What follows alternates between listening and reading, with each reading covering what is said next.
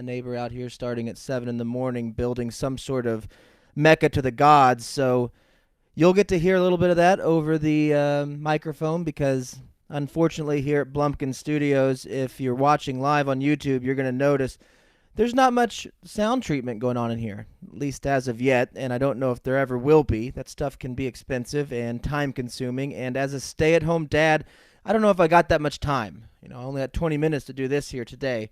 If you're listening to it live, you're listening to us on Podbean's live application. I appreciate you showing up there. If you're watching us, the only place you can watch this is YouTube Live. And trying this out, got the camera set up a different way, and we're going to try to do this for the main show on Wednesdays, which is at 7 p.m. Central tomorrow. So hopefully we can get this audio to work a little bit better on this Mevo camera and give a little better experience to those of you that watch us, whether it be on Twitch or on YouTube. So that's kind of the point of this little practice run here. So I do have a couple thoughts that I did want to share with you guys. The national championship in football was last night, and I did not watch it. I can't watch that. Not after what the LSU Tigers did to my Oklahoma Sooners. It's just too painful to watch. But I did get to see the constant Twitter updates throughout the game, and obviously I know the outcome of that game. I don't really have any thoughts on the champion. Congratulations, I guess, goes out to the LSU Tigers. But I did have a thought about quarterbacks. As you guys know, this Joe Burrow guy, amazing athlete, amazing season, broke a touchdown record. I think it's 60 touchdowns, which even compared to the great Tim Tebow, that eclipses him. So he's one of the greatest of all time, at least greatest season of all time. And the only problem I have with him, not just him, I kind of have a problem, maybe you know about the Chiefs too. They had this epic comeback, really a first quarter blowout that they spotted the opponent 21 points and then come back to just demolish them. So it wasn't as... I don't know. It wasn't like a tight game and they won it in the fourth quarter. They just kicked the shit out of him for the rest of the game. So my thought, though, is it's got to do with Patrick Mahomes, too, because this Joe Burrow guy, as good as he is, he looks like Dracula or something. And I know that's probably not fair. He can't control it. And Patrick Mahomes, as much as I like him, when he takes that helmet off, it's not the same. When they all got their suits on and their costumes on, they look like little RoboCops out there running on the field. That's fine. All of them look amazing, and the better they perform on the field, the better we feel about them at watching them. But once they take their helmet off, you kind of want them to be handsome. Even this Trevor Lawrence kid from Clemson, he's got the big Goldilocks, which is fine, but he's got a big old schnauzer on him. I mean, he's got that big nose, and it's not his fault. I'm not blaming him. But my question is there a moment, is there a time when you're that elite of an athlete and you're going to be the face of a franchise, assuming you go to the NFL and are as successful as you've been in college, is there a thought that maybe plastic surgery is an option? I mean, if you think about it, the NFL career, on average, they say it's 3 to 5 years. Now, for a quarterback, especially of that caliber, it might be a little bit longer than that because they're going to get this huge payday right up front. They're going to get to give it a go on one of the worst teams, so they'll have a little bit of a cushion as far as their performance and the performance of the team. And then also, once that, even if they don't have any success within the first few years with that team, they usually get a second shot somewhere else. So they might have a 6-year window there. They're going to get a lot of money as a quarterback, and they're not going to get near the punishment that maybe an offensive lineman might get or defensive lineman might get. So they might their bodies might hold up a little bit better.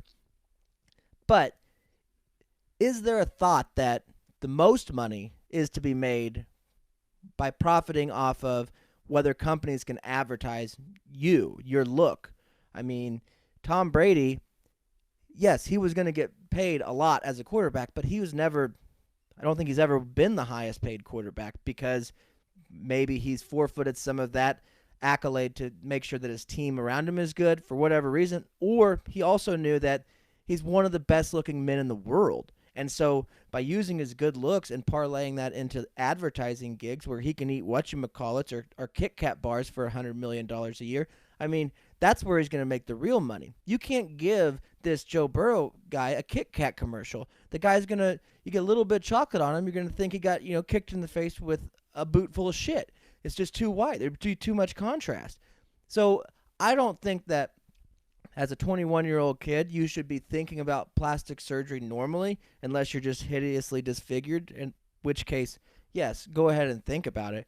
But if you're one of these guys that have a chance to be on the national stage week after week and profiting off of your skills as an athlete, but knowing that the timeline for those skills is deteriorating, there's no growth there, so what do? You need to start looking into other options of revenue. And in the case of some of these new quarterbacks that are coming out, they're not good-looking men. So maybe you start thinking about going to Dr. Shigavo or Dr. Bombay and having them snip on that nose and get it down to normal person size. Maybe go hit a tanning salon if you're Joe Burrow. I don't know. Go get even just the spray tan stuff would help. Get those big bags under your eyes fixed, bud. Get that hair done. And if you're Mahomes, I think a lot of people like the Mahomes haircut and like the look, but he kind of looks like he's like a little bit dinosaur-y, with the face. And there's just some softening up is all I'm saying. It could just be as simple as a good makeup artist for Mahomes, just to get it in the right spots. Because he's got some misshapen characteristics in his face. And if I'm the guy that's sitting there at Subway wondering, who are we going to get? Who's the next big athlete? Who's the next RG3 that we're going to get to come in here? I can't look at these new guys and say, I want them to be the face of my franchise. I don't want them eating my foot long. I don't want them having a meatball marinara. I can't have Joe Burrow down here eating crawfish subs, hoagies. The guy is scary. He'll scare away customers. He'll say, who's that sick kid? Who's that Pete Davidson lookalike that's eating all my subs? Why am I buying Subway sandwiches when did Pete Davidson start playing for LSU? Just think about it. If you're one of these guys in Oklahoma, you got the next Uggo coming up. This Spencer Rattler kid that's supposedly all-world, number one a couple of years ago or last year, a dual threat quarterback in the country coming out of high school. You got this guy going. He looks like, I don't know if you've seen him. He's got that Blake Griffin style about him where I think he's like one of the albino African Americans, and it's not his fault. I'm not blaming him. All I'm saying is he's going to be quarterbacking one of the most prestigious schools. You got a lot of opportunity, bud. So let's figure out something to make you not so ugly is all I'm saying. And you're watching this now, and if you are, thank you, and you're saying, well, you're just an ugly podcaster. I get it. I'm working on it. If I get the money, without a doubt, I'm putting some money into fixing this face, fixing this body. If I'm going to be on film talking to you guys, you're right. You should have something good to look at. So I get where the hypocrisy of me saying that comes, but I'm not making $100 million doing this. There's no potential sponsor that's going to pay me that money. So just think about that. If there was going to be a Buick commercial that was going to hire podcasters that were good looking to be in it, and maybe then there's an opportunity. But really right now, those commercials, if you're going to have a Buick commercial, that's going to the Joe Burrows of the world. But it can't unless he gets something done about that face. So I don't know if it's appropriate, if they've even thought about it. They have handlers that probably think about everything. So I'm sure that at some point that conversation's come up. I'm sure, there's an agent involved where he's pulled Burrow aside and said, man, you've had a really great season. You've done an incredible job transferring in and just having so much success. We're all so proud of you, and you have a lot of stuff in front of you. But you're really ugly, and you really need to fix this if you want to make some money outside of football. There's an opportunity. Look at Tony Romo, one of the most average quarterbacks that have ever played NFL football, and he did so for a very long time at a very average level. But his beautiful face and his beautiful posture and his unique way of telling stories when he's broadcasting, it gives him a life outside of football, one that's even more financially successful than what he ever had playing. So Then you get the Terry Bradshaws of the world, and maybe that's a Joe Burrow thing. You get the Uggos that have so much charisma that they can make it work. Maybe that's his thing. I don't know. But it's just something to think about moving forward. I do have to cut this off short today. It's going to be 20 minutes. As a stay-at-home dad, I do have to go pick up my son here at 3 and bring him back. I guess I could kick it back on when that happens, but we got a lot of big projects planned. We got some paint by numbers stuff going on. Probably I'm sure he's got some homework that we get to go over, do some math. Did some of that this morning because we forgot to do last night's homework. So looking forward to, 18 equals what plus what, and which one's a 10, and all these other great first grade math problems that even I at times struggle with. So we'll see what happens when we get home from school, but I doubt I'll be kicking this back on.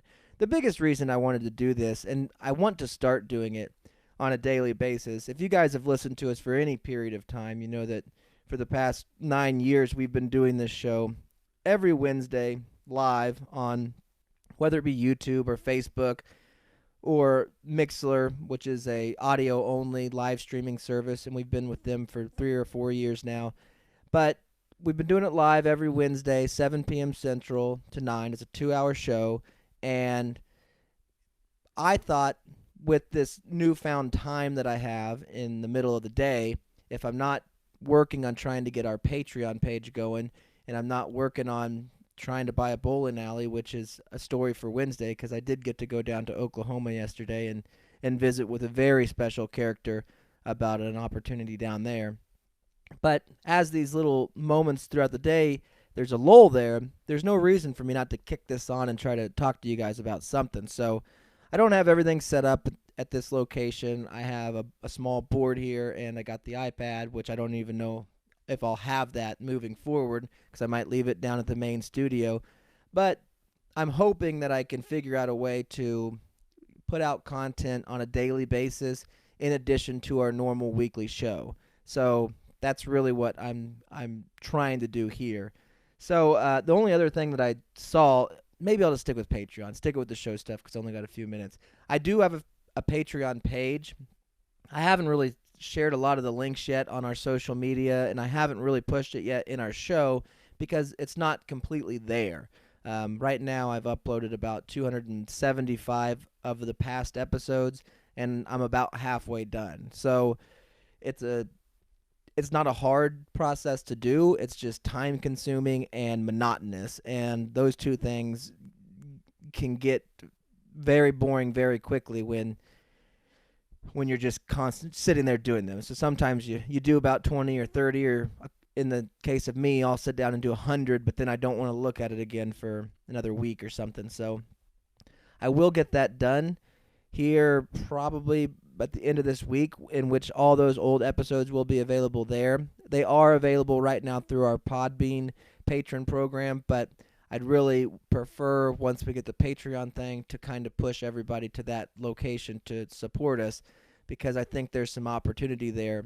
Obviously, it's been around helping small-time creators like us do stuff, so I think that's the route I'm going to go. We got some cool projects going there. The one problem I have with it, though, is if you were to go to Patreon right now and search for Those Guys from Wichita, I have a page. It should come up.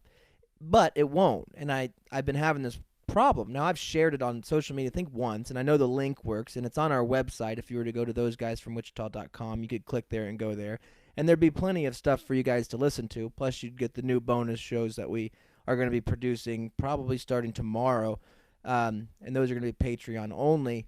But the reason I finally got a hold of Patreon, they said the reason that we weren't able to be searchable through their main interface there, if you were to go to Patreon and just search us out, is because when I selected the content you can select whether or not it's adult or everybody, I guess, if it's 18 or older, if it's not safe for work.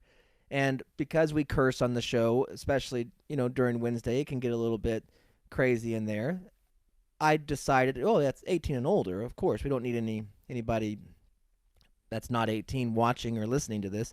So I clicked that, and by doing that, it takes you out of the general searches, which I think is kind of stupid because I don't have anything there that you can go there. There's no cursing or explicit material there unless you become a patron. So I guess unless somebody was under 18 and they wanted to purchase the show, then we might have an issue. And it's really just with cursing is all that they would hear. So the only reason I have a problem is when I was trying to type in Those Guys from Wichita, you know, the autofill thing would be coming down on the little search bar. And as I'm typing in Those Guys from Wichita and didn't come up, I said, well, let me try, because we were the Conrad and Jack Show. So let me try the Conrad and Jack Show. So I type in the space C for Conrad, and as I type the C, the first thing that autofills is the Cum Boys, C-U-M Boys. So the Cum Boys, apparently, they didn't select not safe for work material, although their name is the Cum Boys, which I don't know. Maybe it's strictly health related, and it's just about those boys that come or they're having cum problems. And I guess that's a possibility. My hunch is it's a podcast where they probably do a lot of cussing and talking about, you know, explicit stuff and trying to be funny with it, which is fine. But how can, I guess I need to send an email back to Patreon saying, hey, I get it that we can't be searchable because I selected over 18 content, but shouldn't you guys monitor the fact that some of the names of the people that are in the under 18 available content are cum related? I mean, if that's, I guess everything goes. You might as well just be open. So I might change those settings and just assume that nobody that's going to become a patron or a Patreon supporter, whatever that's called, will be under 18. I didn't really have anything else going on. I got this studio a little bit set up today. It's going to sound, you're going to hear everything. You'll hear me moving around. You'll hear me breathing and swallowing for a while. All the settings as far as stuff to filter that out are all post-recording on this setup. I don't have the ability like I do with the old studio to kind of route it differently for live stuff. So I'll do my best. I do have a mic stand, so I don't have to hold this like a fucking dope, but I'm too stupid to bring it in and set it up. Too cold outside, and then I don't want the riffraff that's building the deck to see me and laugh at me for being at home. So that's the reason I'm holding this like a dumb shit right now. I will be posting the audio with the cleaned up version through our recorder later on Podbean. So if you want to listen back or share it with a friend, that'd be the way to do it. Unfortunately, that's really it. There's this volcano that's going on in the Philippines that I thought I might have time for. I should have known that once I start talking about ugly quarterbacks that it's going to take up most of the time. And I could do more on it, but I'll save that for Wednesday. So I don't know how long these shows are going to be.